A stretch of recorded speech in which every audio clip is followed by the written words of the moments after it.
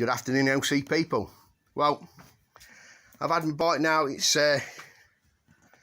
fully MOT'd, taxed and insured.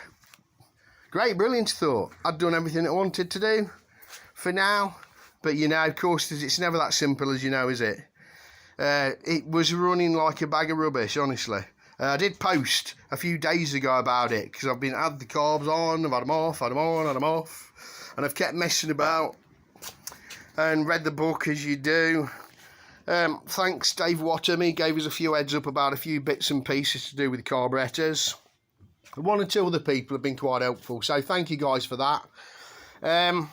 It's still got a bit of a boggy spot between 4.5 and probably 6. But maybe that's because it's the guy that owned it told me it was tuned. I managed to speak to him and found some of the paperwork out for it. So, yeah, let's see, shall we? I've just come, let's put it on.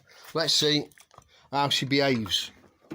I've actually got 31k footrests on this.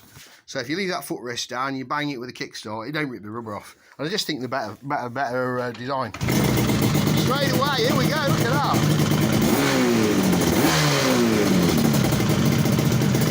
Yeah, that's me LC, folks.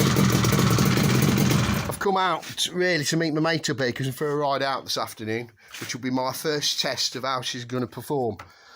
Not far, probably only do 10 or 20 miles. Cup of tea, chin wag. But yeah, she's done, she's happier.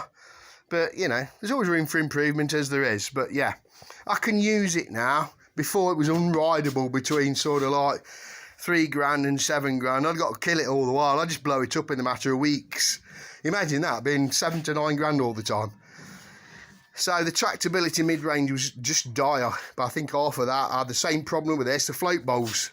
In the end, it turned out to be the float bowls. Again, I had to put the little valve bit in, you know, the seat bit and the little needle bit that keeps the float happy. But I think it's a common fault, really.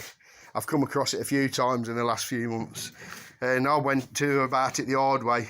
I changed a lot of things on the bike to make sure it wasn't electrical, it wasn't timing, and it's only fuel or electrical, isn't it? They're pretty basic things, but sometimes somebody's got a lot more knowledge than yourself. So, to be fair, she's done. Thanks for watching. Listen to my waffle. Dilly dilly.